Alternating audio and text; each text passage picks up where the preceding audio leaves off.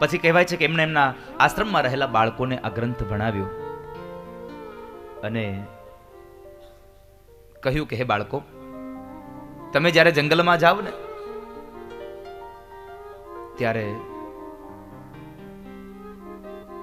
શ્રીમદ ભાગવતના 10મા સ્કંદના વેણુ ગીતના શ્લોકો તમે ગાન કરજો. પણ આ શ્લોકો તમે યાદ રાખજો, અધૂરા ગાવાના છે. આ શ્લોકો પૂરા નહીં ગાશો, આ શ્લોકોનું અધૂરું ગાન કરજો. ભલે ગુરુદેવ જેવી આપની આજ્ઞા, આપ જે કહો તે.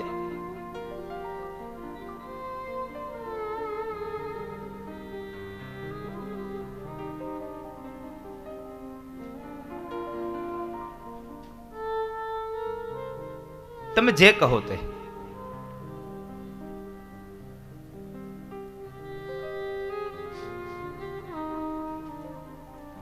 બાળકો આશ્રમમાંથી નીકળીને જંગલમાં ગયા અને પોતાના ગુરુદેવની આજ્ઞા પ્રમાણે ભગવાન ઠાકોરજીના શૃંગારના એ શ્લોકોનું ગાન કરે. બરહા પીડમ નટવર વપુ કર્ણયો કર્ણિકારમ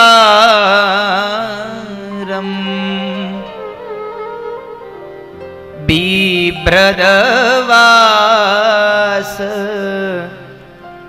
કનક કપીશમ વૈજયંતિમ ચ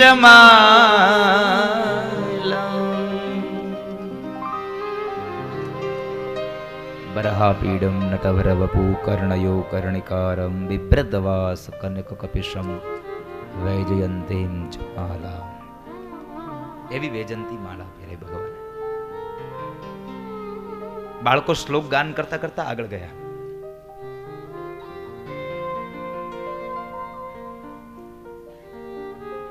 એમાં બરાબર અધૂરા શ્લોકોનો શબ્દ એક વૃક્ષના છાયામાં પદ્માસનને વાળીને નિર્વસ્ત્ર બેઠેલા એક તપસ્વી યોગીના કાને ગયો ને એ તપસ્વી યોગી બીજું કોઈ નહીં, પરમ શ્રદ્ધેય સુખદેવજી મહારાજ પોતે હતા.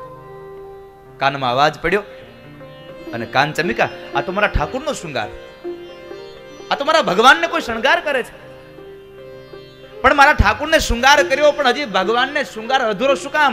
ન માથામાં મોરપીછ આપ્યું, ન હાથમાં એને વાંસળી આપી, અને જ્યાં સુધી મોરપીછ ના આપો, વાંસળી ના આપો, ત્યાં સુધી ઠાકુરજીનો શૃંગાર અધૂરો છે વાલા. હીરાની કિંમત ઝવેરી જાણે. એમ જે દિશામાંથી અવાજ આવતો હતો દિશામાં દોડતા થયા છે સુખદેવજી મહારાજ. અને જે જગ્યાએ બાળકો યજ્ઞકાષ્ઠને ભેગા કરે છે ત્યાં જઈને પ્રશ્ન કર્યો, બાળકો આ શ્લોક તમે ગાવ છો? હા મહારાજ, આ શ્લોક અમે ગાઈએ છીએ. અરે તો પછી તમે અધૂરો શું કામ ગાવ છો? આ શ્લોક તમને આખો નથી આવડતો? આવડે છે ને, તમારે સાંભળવો છે?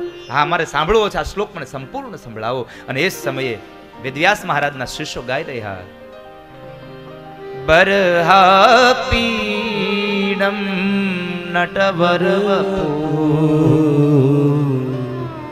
કર્ણયો કર્ણિકારમ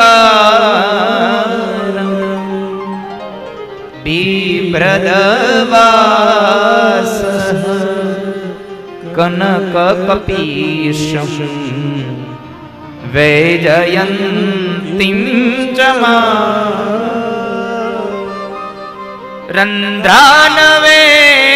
રંધ્રાનવેણો રધર સુધયા પૂરયન ગોપવૃંદે વૃંદારણ્યમ સ્વપદરમણમ પ્રાવિશદ ગીત કીર્તિ પ્રાવિશદ ગીત રંધ્રાન વેણુરધર સુધયા પૂરયન ગોપવૃંદે વૃંદારણ્યમ સ્વપદરમણમ પ્રાવિશદ ગીત કીર્તિ.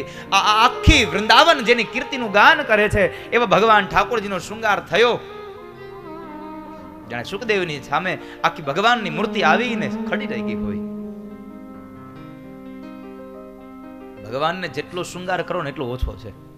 અને શૃંગારનો રસ્યો દેવ એટલે ભગવાન કૃષ્ણ. તમે જેટલો શૃંગાર કરો એટલો ઓછો, જેટલો શૃંગાર કરો એટલો ઓછો. રંગમાં કાળો પણ કામણગારો. એટલે આપણો પુનિત મહારાજ લખે છે, કામણગારા કાન કામણ બહુ કીધા વાલે કામણ બહુ કીધા માખણ ચોરે મોહન માખણ ચોરી મોહન ચિત ચોરી લીધા ઓમ જય કાલા કાલા. એવા ચિત ચોર્યા ભગવાને. કાળો છે પણ કામણગારો છે. એવા ભગવાન કૃષ્ણનું સુંદર રૂપ સુખદેવ મહારાજની સામે આવીને ઉભું રહ્યું. સુખદેવજી મહારાજે પ્રશ્ન કર્યો, બાળકો આ એક જ શ્લોક આવડે તમને? અરે મહારાજ ઉભા રહો, આ તો અમારા ઠાકોરજીનો શૃંગાર હતો, અમારા ભગવાનનું સ્વરૂપ હતું. હવે અમે તમને અમારા ભગવાનનો સ્વભાવ બતાવીએ. સ્વરૂપની સાથે સાથે સ્વભાવ પણ સારો હોવો જોઈએ. બાકી નકર ખાલી રૂપની કોઈ કિંમત નથી આ દુનિયામાં. યાદ રાખજો, ધોળા તો ગધેડાય છે, પણ કોઈ વરાજો એની માથે બેહીન પરણવા ગયો હોય એવો દાખલો હજી સુધીમાં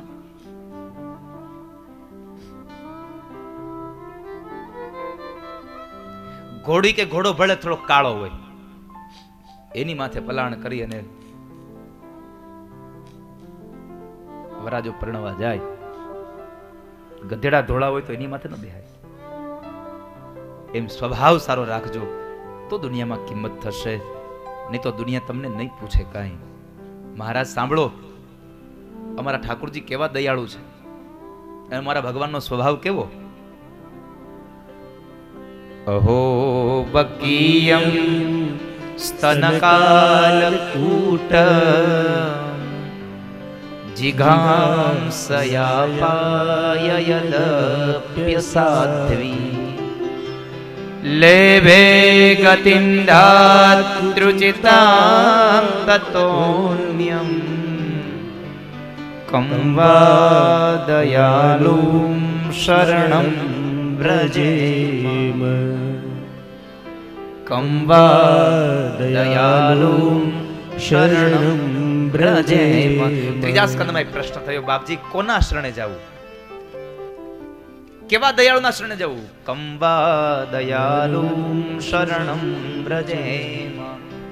અમે જઈએ કોકના શરણમાં તો કેવાના શરણમાં જવું? કોની પાસે જવું? બહુ સુંદર જવાબ આપ્યો છે ભગવાને કે જે માતા યશોદાએ દૂધ પીવડાવી અને ભગવાનને મોટા કર્યા, અને એ યશોદાને જેવી મોક્ષની ગતિ આપી, જેવી મુક્તિ આપી, એવી જ મુક્તિ માસી પુતનાએ ઝેર પીવડાવ્યું તો એને પણ મુક્તિ આપી.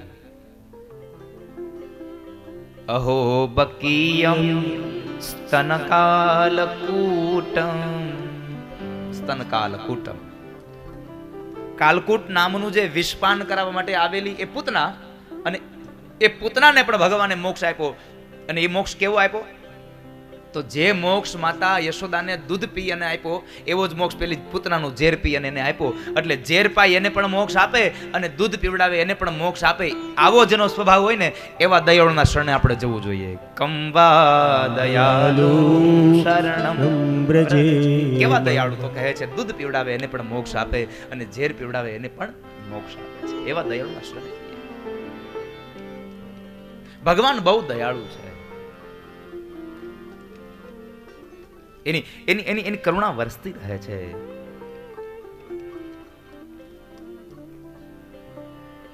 અપાર છે એની કરુણા.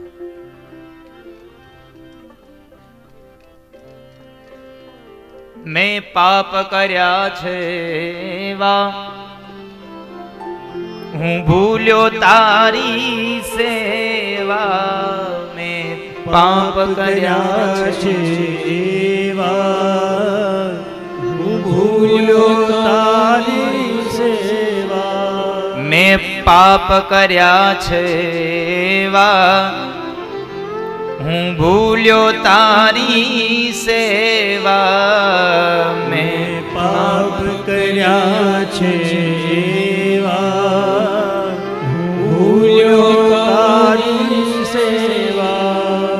મારી ભૂલો ના ભૂલનારા, તારી કરુણાનો કોઈ પાર નથી. મારી ભૂલો ના ભૂલનારા, તારી કરુણાનો કોઈ પાર નથી. મારી ભૂલો ના ભૂલનારા,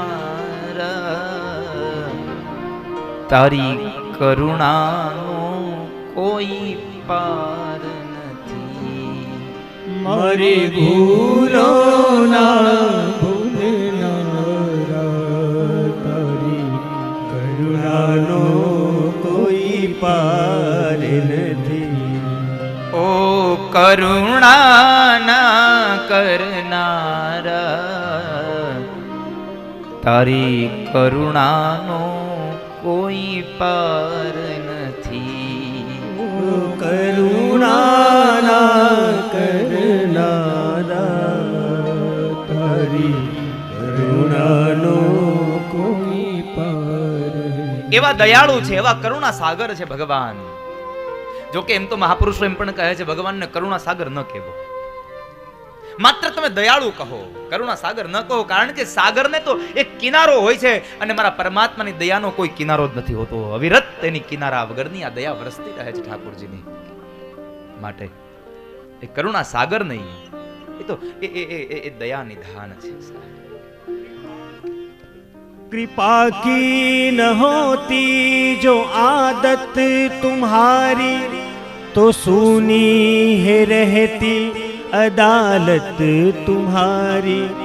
जो दीनों के दिल में जगह तुम न पाते, तो किस दिल में होती हिफाजत तुम्हारी.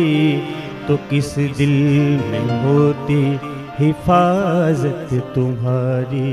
तो किस दिल होती हिफाजत तुम्हारी. તો એવા એવા દયાળુના શરણે જાઓ. બાળકો, આ બે શ્લોક છે નહીં મહારાજ, આ તો હજી અમારો શોરૂમ છે, ગોડાઉન તો અમારા આશ્રમે પડ્યું છે.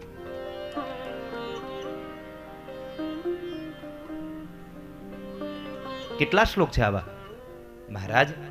આવા તો 18,000 શ્લોકો છે.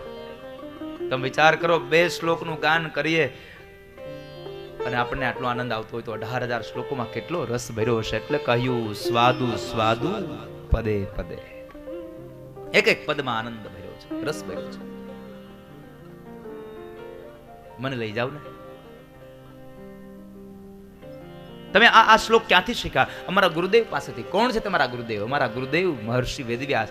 વેદવ્યાસનું નામ પડ્યું અને સુખદેવ તન્મય બનીને નાચ્યા છે કે આ તો મારા બાપની સંપદા, અને જો મારા બાપની સંપદા હોય તો આનો ઉત્તરાધિકારી હું જ બનું. આનો અધિકારી હું છું. મને તમારા ગુરુદેવ પાસે લઈ જાઓ. પછી કહેવાય છે કે સુખદેવ અને વેદવ્યાસનું મિલન થાય છે અને સુખદેવે પ્રશ્ન કર્યો, પિતાશ્રી મારે ભાગવત ભણવું, મને ભાગવત ભણાવો.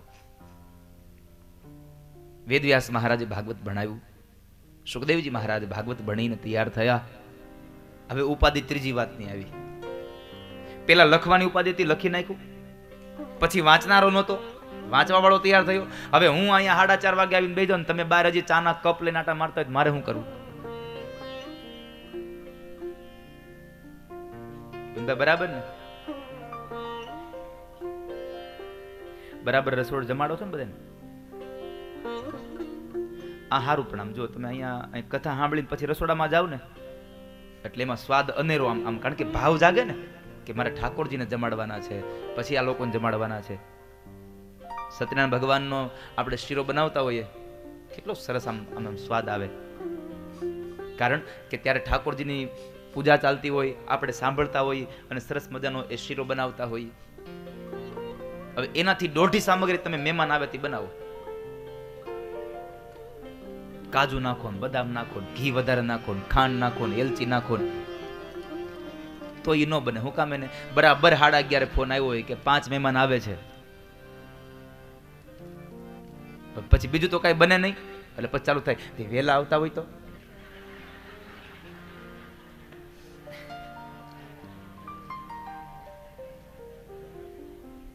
એટલે એના ઝટકા એવા લાગતા હોય ને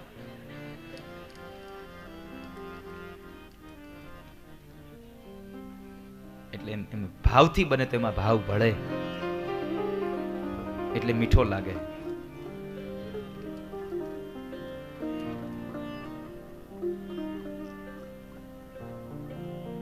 મેં તો રસોઈ મારે હાથે બનાવી, મેં તો રસોઈ મારે હાથે બનાવી.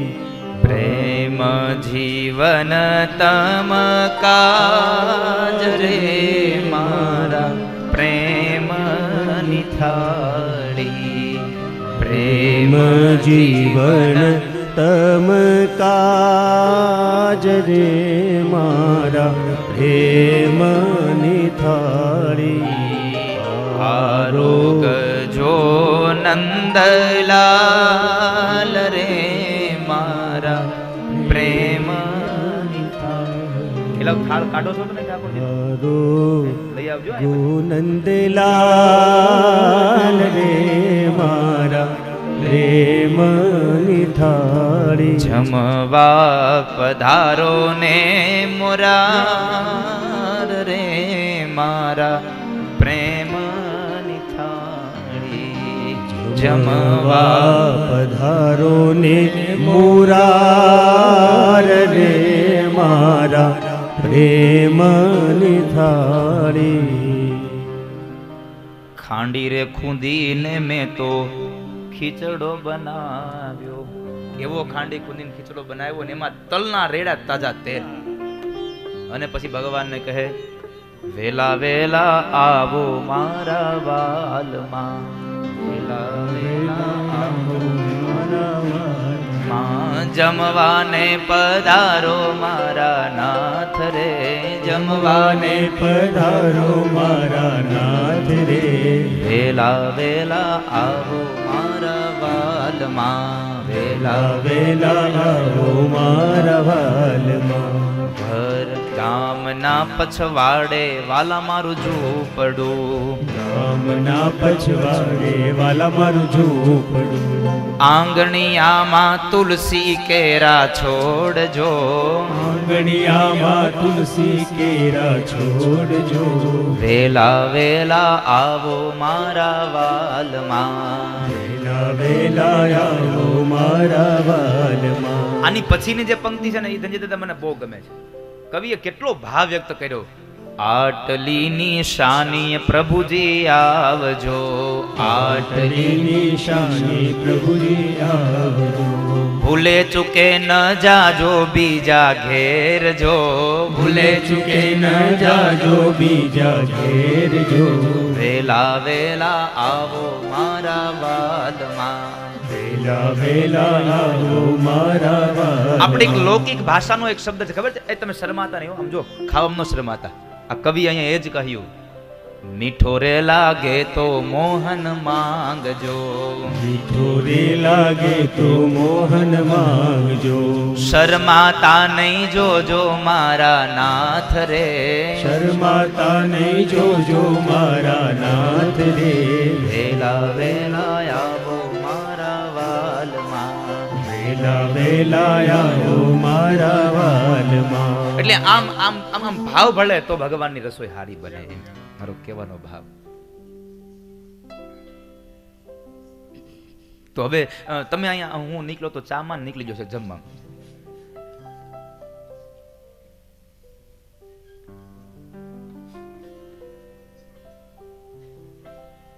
ચા મળી જાય છે ને તમને ઠાણે? મળે છે કે નહીં? હે ને? તો વાંધો નહીં.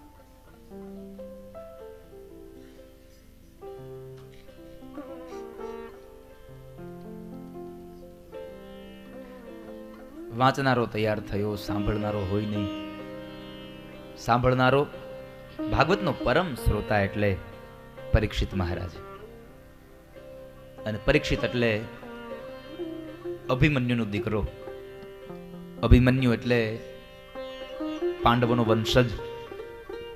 અને પાંડવ એટલે મહાભારતનો કાળ, કુરુક્ષેત્રના મેદાનની એ ગાથા. શું ભવ્ય ગાથા! દાનેશ્વરી કર્ણ महाभीष्म, 5 पतिवाળી એ દ્રૌપદી,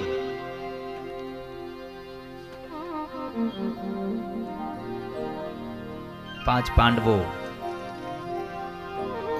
100 કૌરવો. એક એક પાત્રની તમે ગણના જુઓ. એ દ્રૌપદી,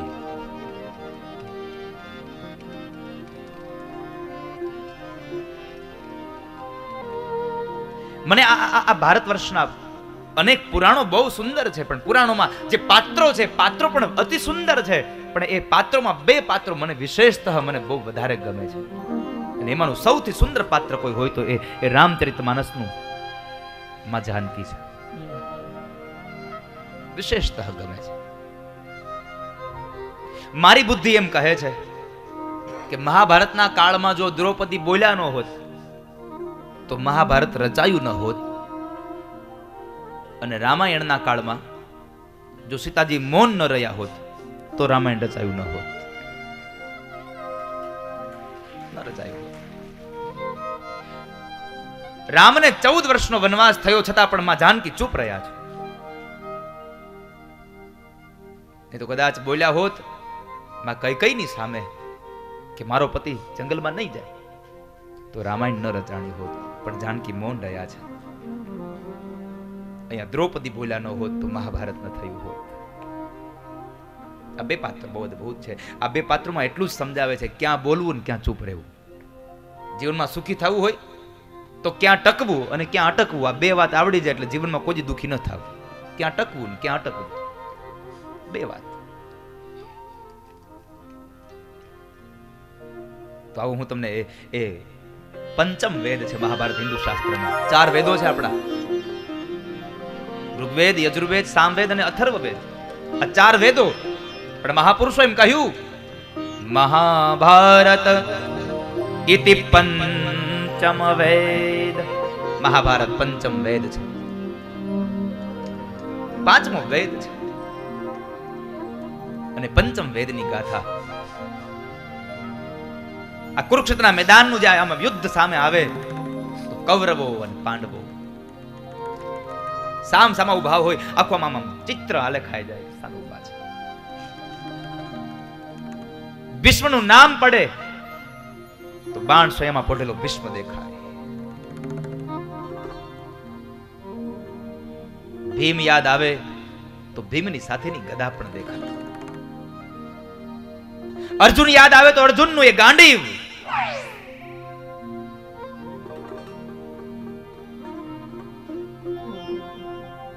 અનેક અનેક ચિત્રો સામે આવીને આલેખાઈ જાય. 5 પતિવાળી એ પાંચાલી દ્રૌપદી, છૂટા કેશ ધર્મરાજ, યુધિષ્ઠિર, એક એક પાત્રો તમે જુઓ તો ખરા. અને એવું મહાભારત એટલે पंचम वेद. आइए कुछ पल के लिए मैं आपको महाभारत की ओर ले जा चलता हूं. आइए बड़े भाव से.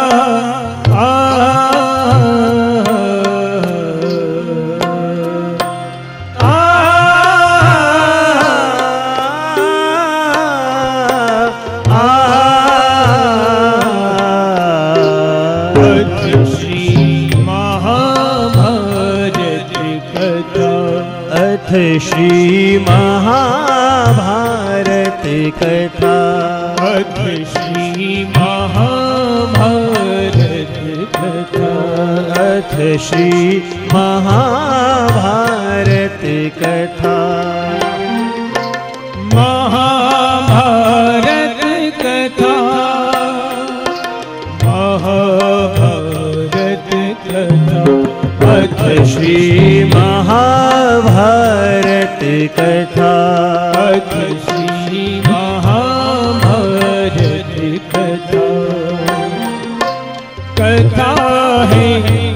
पुरुषार्थ की स्वार्थ की परमार्थ की सारथी जिसके बने श्री कृष्ण भारत पार्थ की शब्द दीक्षित हुआ जब जब सत्य सार्थक सर्वदा शब्द दीक्षित हुआ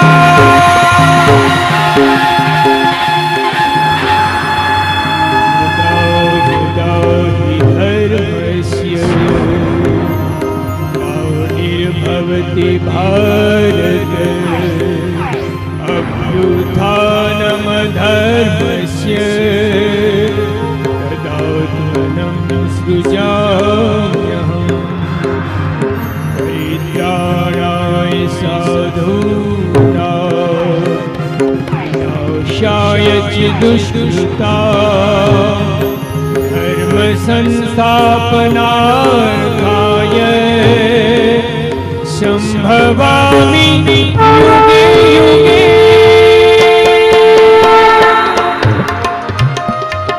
भारत की ये कहानी सदियों से ही पुरानी ज्ञान की ये गंगा ऋषियों की अमर वाणी ये विश्व भारती है की आरती है नित नई पुरानी भारत की ये कहानी कहानी नित नई पुरानी भारत की ये कहानी महाभारत महाभारत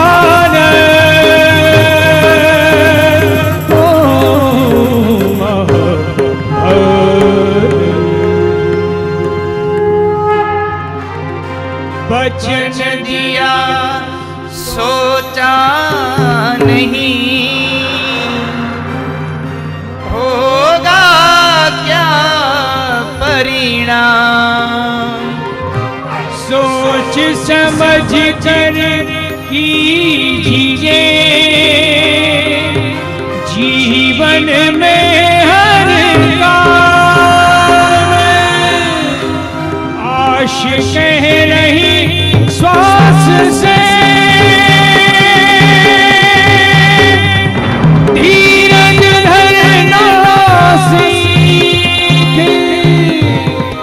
मांगे मिले मोती नहीं मांगे मिले ना भीख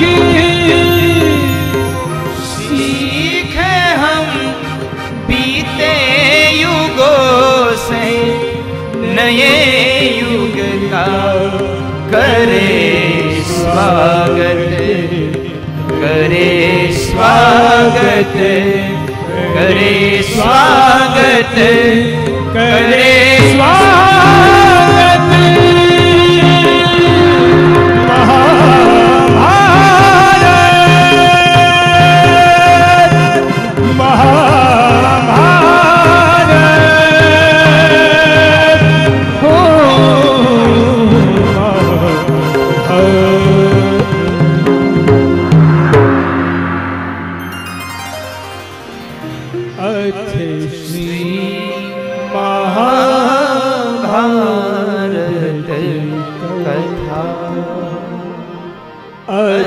श्री महाभारत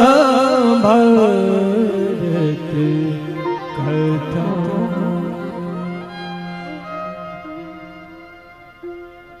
महाभारत इति पंचम वेद।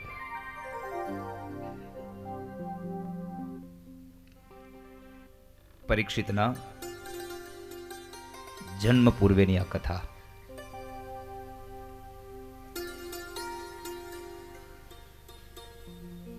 कौरव અને પાંડવોનું જ્યારે યુદ્ધ થયું અને એ યુદ્ધમાં કૌરવ પક્ષને હાનિ થઈ.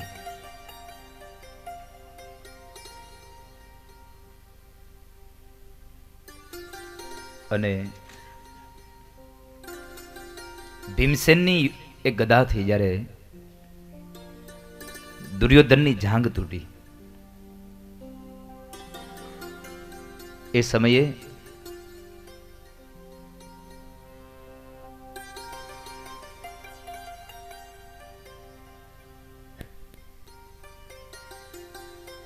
ગુરુપુત્ર અશ્વત્થામા દુર્યોધન પાસે આવે છે. દુર્યોધનને કહે છે કે હે દુર્યોધન,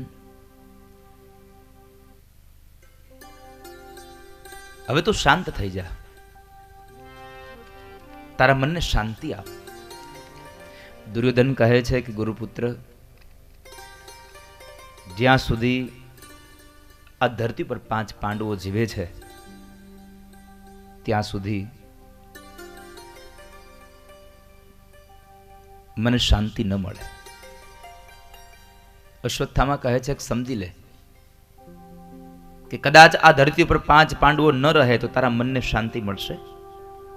હા, મારા મનને શાંતિ મળશે, પણ હે અશ્વત્થામા, આ 5 પાંડવોને કોણ હણે? કોણ મારશે પાંડવોને?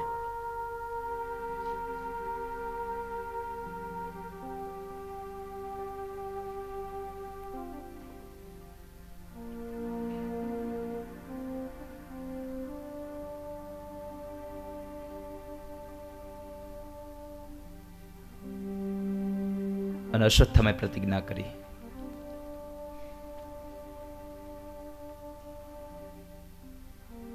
સાંભળ દુર્યોધન, 5 પાંડવો જો આ ધરતી પર ન રહેતા હોય ને તારા આત્માને શાંતિ મળતી હોય, મનને શાંતના મળતી હોય, તો આવતીકાલ સવારનો સૂર્ય ઉદય 5 પાંડવો નહીં જોઈ શકે.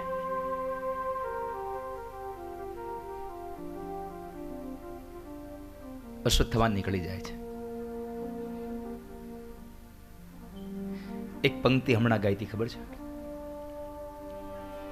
बचन दिया सोचा नहीं होगा क्या परिणाम, सोच समझ कर कीजिए जीवन में हर काम. વિચારા વગરનું કાર્ય કર્યું તો સમજો પછતાવો અને દુઃખ જ આપશે. પણ આપણે શું કરીએ ખબર? પેલા કામ કરી નાખીને પછી બેઠા બેઠા વિચારીએ હવે શું થાય. આ મનુષ્ય માત્રનો આ સ્વભાવ છે. પેલા કામ કરી નાખો, પછી બેઠા બેઠા નિરાતે વિચારશો હવે કેમ થાય, પછી હવે કર્યા ભોગે.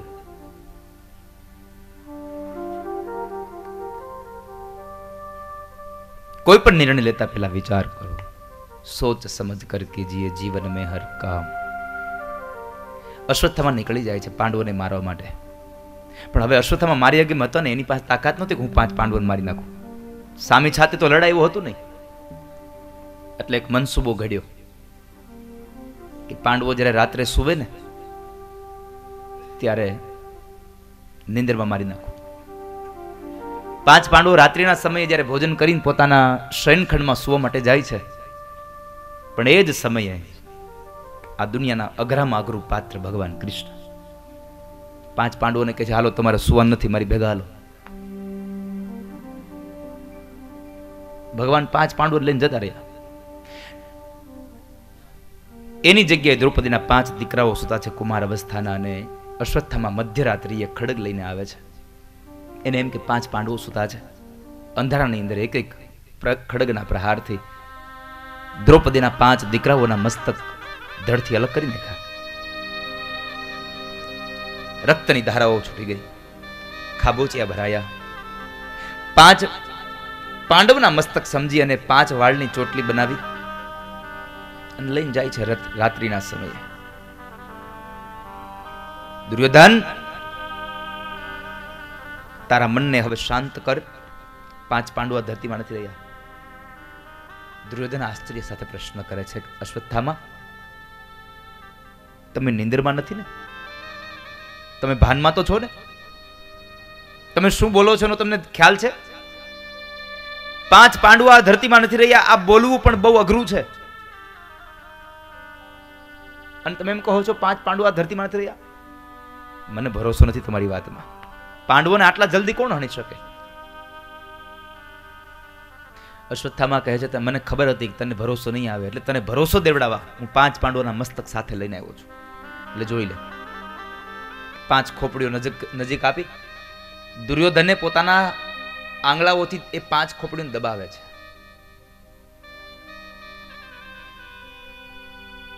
5 ખોપડીમાં દુર્યોધનની 5 આંગળીઓ ખૂંચી જાય છે. અને દુર્યોધને ભરોસા સાથે કહ્યું કે અશ્વત્થામા તમારી કોઈ ભૂલ થઈ ગઈ છે. આ ખોપડીઓ પાંડવો નથી, કારણ મારા હાથની આંગળીઓ ખૂંચી જાય ને એટલી નરમ ખોપડી એ ભીમસેન અને અર્જુનની ન હોઈ શકે, જેણે આખા કુરુક્ષેત્રના મેદાનમાં બધાને હણી નાખ્યા છે. અર્જુનની ખોપડી આટલી નરમ કે જેને દાદા ભીષ્મને બાણ સૈયા આપી. ભીમસેનની ખોપડી એટલી નરમ કે જેણે મારા ઉરુને તોડી નાખ્યા. દુર્યોધન પણ કઈ જેવો તેવો ગદાધારી નતો. આ તો ભગવાન કૃષ્ણ એની સાથે હતા ભીમસેનની, એટલે ભીમસેનના હાથથી, ભગવાનની ઈચ્છાથી, ભગવાનની લીલાથી એમણે દુર્યોધનની જાંગ તોડી. બાકી દુર્યોધનની તાકાત નથી કે ભીમસેનની તાકાત નથી કે દુર્યોધનને કરી શકે કઈ. એ તો માત્ર કૃષ્ણની લીલા હતી, પરમાત્મા એની સાથે હતા.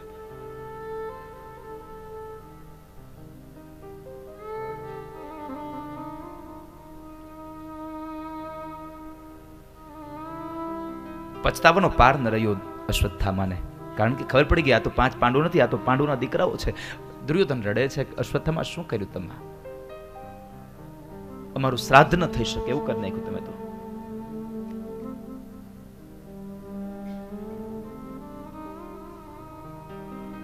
શું થાય હવે? સવારનો સૂર્યોદય થયો, ભગવાન પાંડવોને લઈને નીકળે છે. આ બાજુ દ્રૌપદી પોતાના 5 દીકરાઓને જ્યાં જગાડવા જાય છે તો રક્તની ધારાઓ 5 ધડ પડ્યા છે, પણ મસ્તક વિહોણા. દ્રૌપદી અતિલ કલ્પાંત કર્યા છે, કપાળ કૂટ્યા છે. એમણે દિવાળમાં પોતાના મસ્તકને પછાડ્યું, કહે છે મારા દીકરાઓને કોણે મારી નાખ્યા?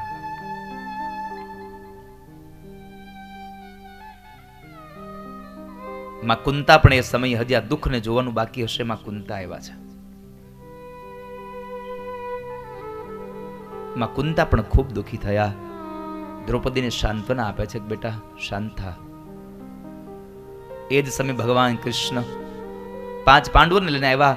ભીમસેન પોતાની હથેળીને મચળે છે.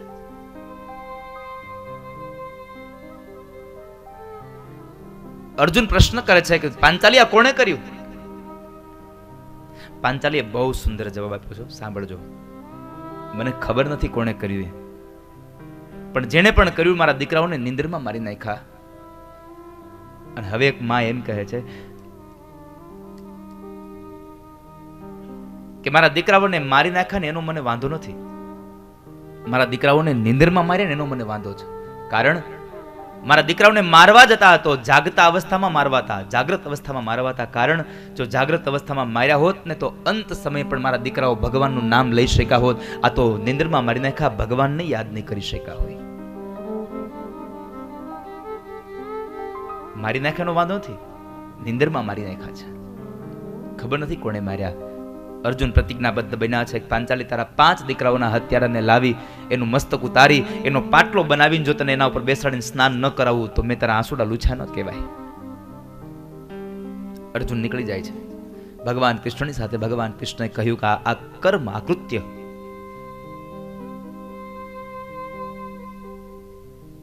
અશ્વત્થામાએ કર્યું છે. અશ્વત્થામાને પકડીને કેદ કરીને લઈ જાય છે. અને એ જ સમયે અશ્વત્થામાને દોરડાથી બાંધીને જ્યારે લઈ જાય છે અને અર્જુન એમ કહે છે કે લે પાંચાલી, આ તારા 5 દીકરાઓના હત્યારાને પકડીને લાવ્યો છું, હમણાં તારી સામેનું મસ્તક ઉતારી લઉં. બંધ આંખે એ દ્રૌપદી રડતી હતી.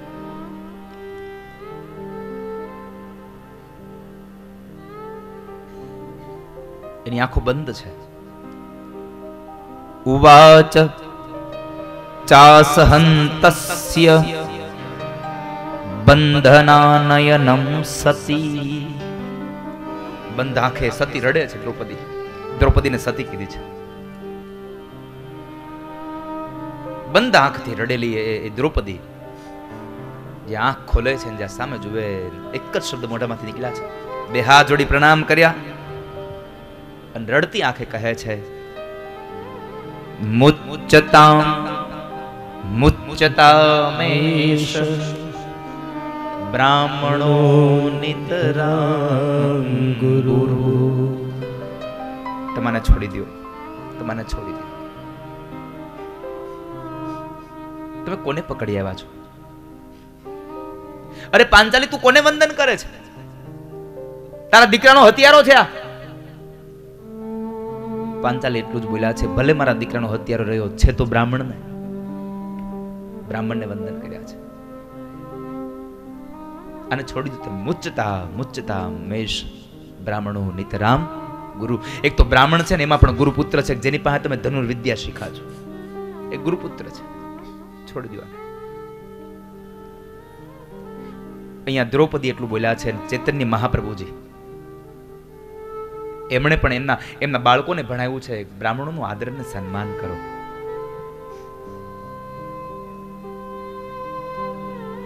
અધ્યાત્મ માર્ગનો જે બ્રાહ્મણ છે, કર્મકાંડી બ્રાહ્મણ છે, એનું તમે સન્માન કરો, એને માન અને સન્માનથી તમે એને પૂજો, એને ભજી લો.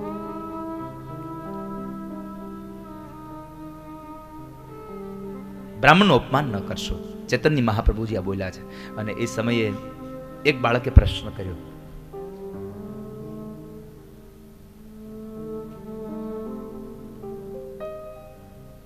કદાચ તમે ચૈતન્ય મહાપ્રભુજીનું નામ તો સાંભળ્યું છે કે નહીં? તમને એ નહીં ખબર હોય કે ચૈતન્ય મહાપ્રભુજી એટલે ન્યાયશાસ્ત્રના પ્રકાંડ પંડિત હતા.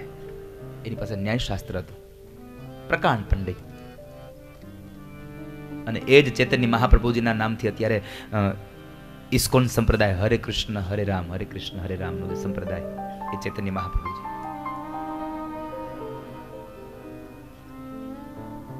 એક બાળકે પ્રશ્ન કર્યો એને, ગુરુદેવ, બ્રાહ્મણનું સન્માન કરવું, કર્મકાંડી બ્રાહ્મણ હોય, આધ્યાત્મિક બ્રાહ્મણ હોય, અધ્યાત્મના પદ ઉપર ચાલતો હોય બ્રાહ્મણ, એનું સન્માન કરવું, એનું પૂજન કરવું, એ વાત બરાબર છે. પણ ખાલી જન્મથી જ બ્રાહ્મણ હોય, કામ ન કરતો હોય, હારા હોય તો એનું શું કરવું? આ પ્રશ્ન ચૈતન્ય મહાપ્રભુજીને બાળક કર્યો છે. અને ત્યારે એ ચૈતન્ય મહાપ્રભુજી કહ્યું,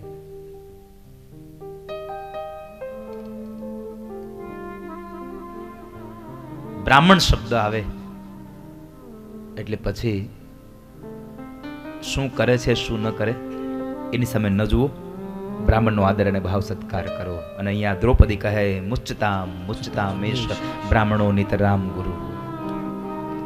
બ્રાહ્મણનું માન સન્માન કરો, એને અપમાન ન કરશો.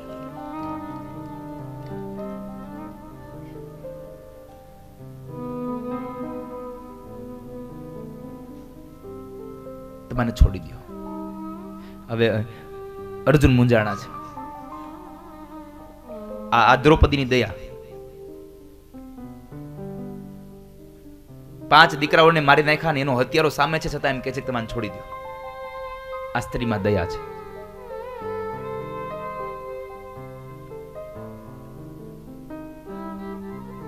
તમે એક આ બ્રાહ્મણને મારી બ્રહ્મ હત્યાના અધિકારી ન બનો. બીજી વાત, તમે એક માના આંસુડા લૂછી ન શકો તો કઈ નહીં, બીજી માને રડાવવાના પ્રયત્ન ન કરો. કારણ મારા 5 દીકરાઓ મરી ગયા છે, મારા 5 પતિ હજી જીવે છે, અને તમે આને મારી નાખશો તો ગુરુપત્ની ગુરુદેવ તો સ્વધામગમન થયા, અને ગુરુપત્નીને એકમાત્ર વૃદ્ધાવસ્થાની લાકડી, એક આધાર, એકનો દીકરો છે. તમે આને મારી નાખશો તો ગુરુપત્ની કોના આધારે જીવન જીવશે? હું તો મારા 5 પતિઓના સહારે જીવન પસાર કરી દઈશ, ગુરુપત્ની કોના આધારે જીવન પસાર કરશે? માટે કહું છું, આને છોડી દો. બ્રાહ્મણો નિતરામ ગુરુ મુચ્ચતા મેષ. છોડી દો, છોડી દો. એકવાર કહ્યું હોત છોડી દો તો હજી કદાચ નિર્ણય પાકો ન હોત, પણ દ્રૌપદીએ 2 વાર કહ્યું છે, મુચ્ચતા મેષ. આને છોડી દો, છોડી દો. હું નક્કી કહું છું, તમે છોડી દો. મુચ્ચતા મેષ બ્રાહ્મણો નિતરામ ગુરુ. હવે અર્જુન મૂંઝાણા, કરવું શું? આ દ્રૌપદીએ તો કહી દીધું કે હવે છોડી દો, અને મરાય નહીં, બ્રહ્મ હત્યાના અધિકારી બનશો. હવે શું કરવું? દ્રૌપદીએ તો પોતાની ઉદારતા બતાવી દીધી. આ દ્રૌપદી એટલે આધ્યાત્મિક અર્થમાં દયા છે, જ્યારે દયા શરીરને ધારણ કરે ત્યારે દ્રૌપદી બને છે. દયાને 5 પતિ છે. આધ્યાત્મિક અર્થમાં દ્રૌપદીના 5 પતિ એ દયાના 5 પતિ છે. આપણા જીવનમાં જે 5 આપણી દયા છે ને, એ દયાના 5 પતિ હોય છે. પેલો પતિ એનો યુધિષ્ઠિર છે. યુધિષ્ઠિર એટલે ધર્મ, દયાનો પતિ ધર્મ છે. ત્યારબાદ ભીમસેન, બળ, એ પણ દયાનો પ્રતિ છે. ત્યારબાદ અર્જુન એટલે આત્મા, એ પણ દયાનો પ્રતિ છે. નકુલ, સહદેવ એટલે જ્ઞાન, જ્ઞાન પણ દયાનો પતિ છે. અને છેલ્લે નકુલ એટલે રૂપ, રૂપ પણ દયાનો પતિ છે. ધર્મ, બળ, આત્મા, જ્ઞાન અને રૂપ, આ 5 વસ્તુઓ એ દયાના પતિ છે. એટલે દ્રૌપદીના 5 પતિઓ બતાવ્યા છે. આધ્યાત્મિક અર્થની આ કથા છે. આધ્યાત્મિક અર્થ બતાવ્યો, બહુ સુંદર. 5 પતિઓની ગાથા બતાવી. હવે અર્જુને ભગવાન કૃષ્ણની સામે નજર કરી, પ્રભુ શું કરું હવે હું?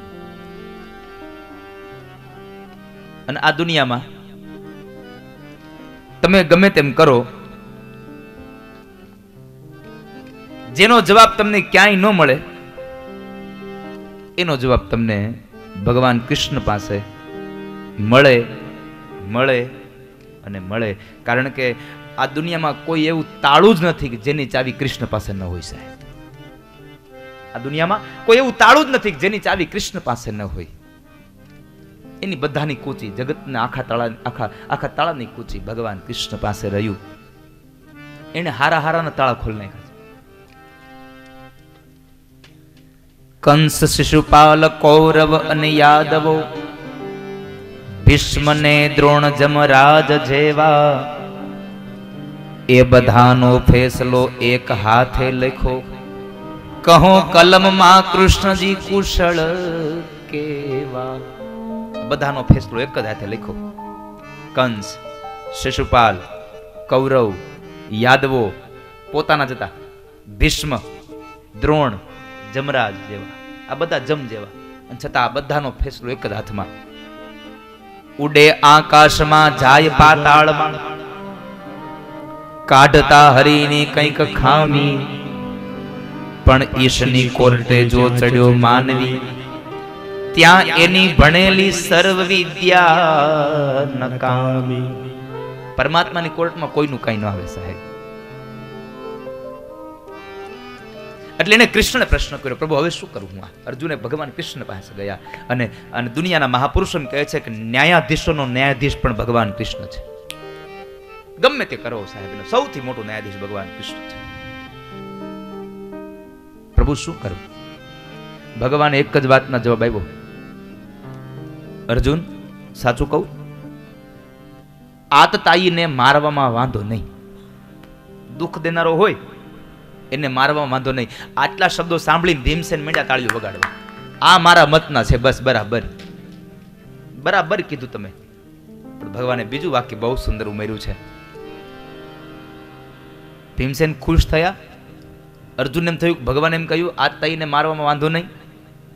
ભીમસેનની તાળીઓ પડી અને ભગવાનનું બીજું શબ્દ નીકળ્યું, પણ અર્જુન, અશ્વત્થામાં બ્રાહ્મણ છે, બ્રાહ્મણને ન મરાય. હવે આને માર્યા, બેયની વચ્ચે લાવીને ઉભો રાખી દીધો. આ આતતાયીને મારવામાં વાંધો નહીં ને આ બ્રાહ્મણ છે, આને મરાય નહીં. હવે આના જેવો કોણ અટપટો દેવ મને કયો? હાય પાડે ને નાય પાડે, બે બાજુ રાખ્યું એને. આતતાયીને મારવામાં વાંધો નહીં અને બ્રાહ્મણને મરાય નહીં.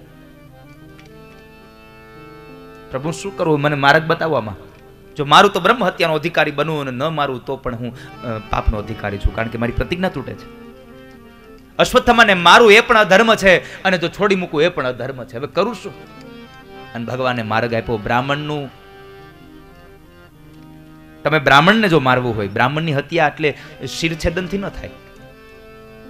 બ્રાહ્મણની, ભગવાન કૃષ્ણ એમ કહે છે કે બ્રાહ્મણની હત્યા શિરછેદનથી નહીં, બ્રાહ્મણની હત્યા શિખાછેદનથી થાય છે.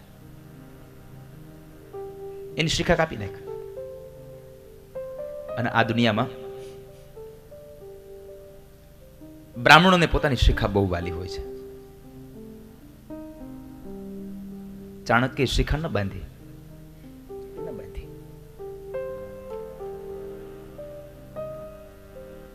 એને પોતાની શિખા બહુ વાલી હોય છે. અને શિખા એટલે બીજું કઈ નથી, આબરૂ છે. અને આબરૂ તો દુનિયામાં બધાને વાલી હોય. વિદુર નીતિમાં એક વાત બતાવી છે, 3 વ્યક્તિઓને ભય છે આ દુનિયામાં. વિદુર નીતિ એમ કહે છે 3 વ્યક્તિઓને ભય છે. એક ગરીબોને ભય છે, ખાવાનું ક્યાંથી લાવશું, ખાવું ક્યાંથી, અનાજ ક્યાંથી લાવશું, પેટ નહીં ભરાય તો મરી જાવ એનો ડર છે, ભોજનનો ભય લાગે છે. એક વર્ગ એવો છે જેની પાસે પૈસો છે, એને ડર છે મરી જાવ તો બધું ક્યાં જાય. અને ત્રીજો છે આબરૂદાર વ્યક્તિ, જો મારી આબરૂ જાય ને તો મરી જઈશું. ઇજ્જતદાર વ્યક્તિને પોતાની આબરૂનો ડર હોય છે. એકને ભૂખનો ડર છે, એકને સંપદાને મૃત્યુનો ડર છે, અને એકને પોતાની આબરૂનો ડર છે. અહીંયા કહ્યું કે તમે એની શિખાછેદન કરી નાખો. પછી કહેવાય છે કે ભગવાનના કહેવા અનુસાર અર્જુને અશ્વત્થામાના કપાળમાં રહેલો એ મણી પોતાના વાળ સહિત ઉતારી લીધો. અશ્વત્થામા નિસ્તેજ થયો, એનું શરીર કાળું પડ્યું, તેજ ઘટી ગયું, છોડી મૂકે છે. પણ કહેવાય છે કે નાક વગરનાને છોડાય નહીં. અશ્વત્થામાએ ફરી વાર બાણ ચડાવ્યું, બ્રહ્માસ્ત્ર. કોના ઉપર? ઉત્તરાના ઉદરમાં રહેલા બાળક ઉપર. અને ઉત્તરાના ઉદરમાં રહેલો બાળક કોણ? તો કહે છે સ્વયં પરીક્ષિત મહારાજ પોતે. પરીક્ષિત પોતે હતા.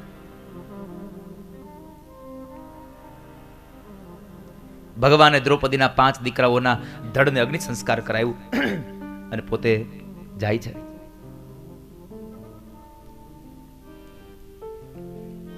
ભગવાન પોતે દ્વારિકા જવા માટે તૈયાર થયા અને એ જ સમયે રથ તૈયાર થયો. ભગવાન એક પગ રથના પગથિયા ઉપર રાખે અને બીજો પગ હજી અવની ઉપર છે, જુદો ન થયો પગ. ત્યાં તો એક સ્ત્રી આવી અને ભગવાનનો પગ પકડી અને રડે છે અને 2 હાથ જોડી ભગવાનને પ્રાર્થના કરે, પાહી પાહી મહાયોગિન દેવ દેવ જગતપતે નાન્યમ ત્વદ ભયમ પશ્યે યત્ર મૃત્યુ પરસ્પર.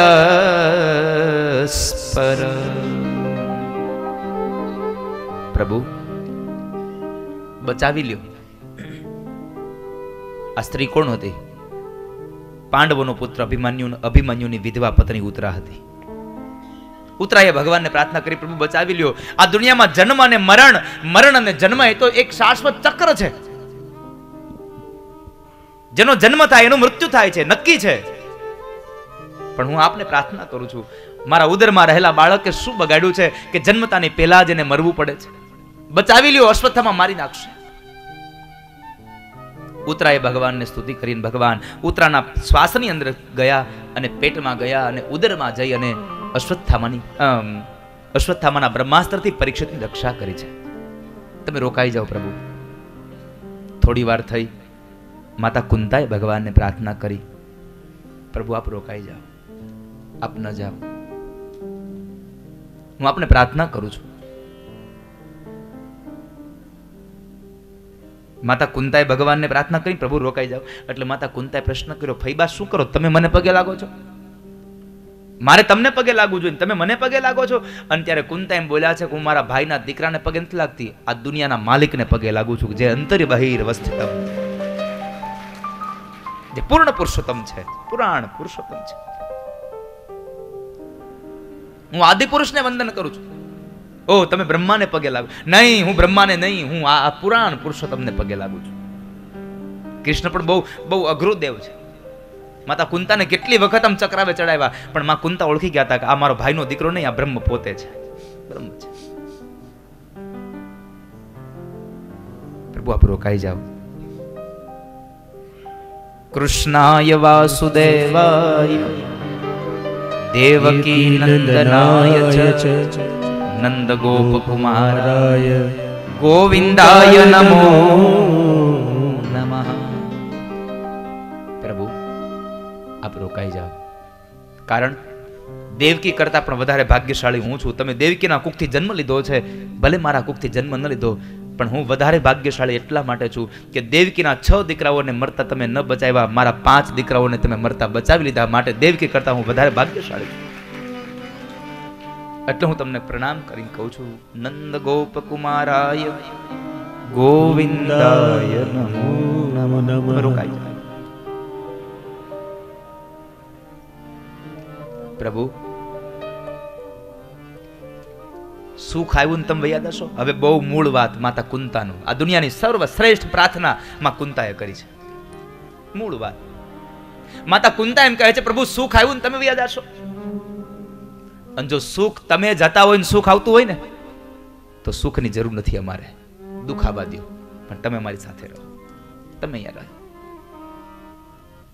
ભગવાન જાય છે ને એ દુઃખ લાગે છે માતા કુંતાને, અને આ દુનિયાના જીવાત્માને પૈસો આવે એ સુખ ને પૈસો વયો જાય દુઃખ. વિપદો નેવ વિપદઃ સંપદો નેવ સંપદઃ. પૈસો આવે એ આપણા માટે સુખ છે ને પૈસો વયો જાય એ દુઃખ છે. પણ અહીંયા માતા કુંતા એમ કહે છે, વિપદઃ સંતુ નઃ શશ્વત તત્ર તત્ર જગદ્ગુરો ભવતો દર્શનમ યત સ્યાત પુનર્ભવ દર્શન. પુનર્ભવ દર્શન. પ્રભુ તમારા દર્શન એ જ અમારા માટે તો સુખ છે. તમે રોકાઈ જાઓ.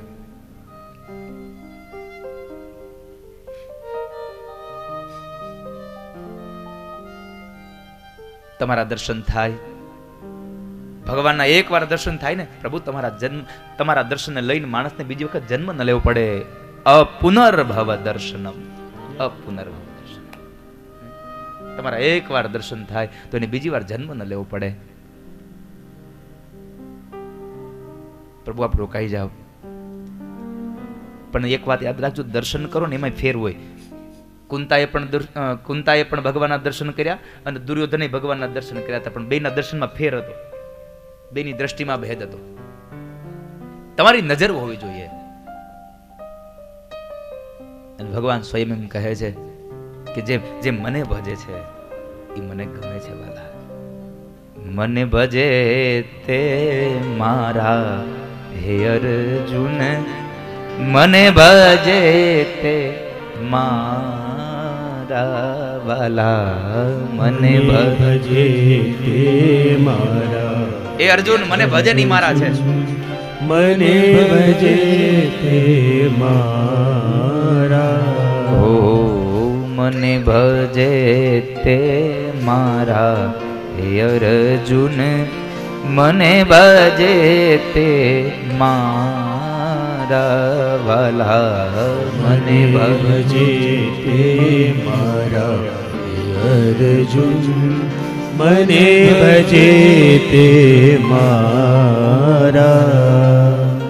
શબરી બાઈના બોર સ્વીકાર્યા, શબરી બાઈના બોર સ્વીકાર્યા, શબરી બાઈના બોર સ્વીકાર્યા, શબરી બાઈના બોર સ્વીકાર્યા.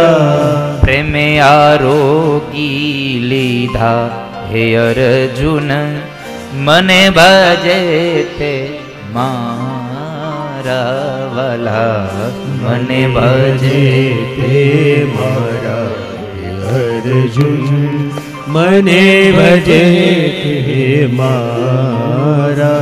માટે મને ભજે છે એ મારા છે અર્જુન. માતા કુંતાએ પણ મારા દર્શન કર્યા અને દુર્યોધને પણ ભગવાનના દર્શન કર્યા, પણ ફેર એટલો હતો, કુંતાની દ્રષ્ટિમાં ભગવાન હતા અને ઓલાને માત્ર કૃષ્ણ હતા, એને માત્ર વાસુદેવ હતા.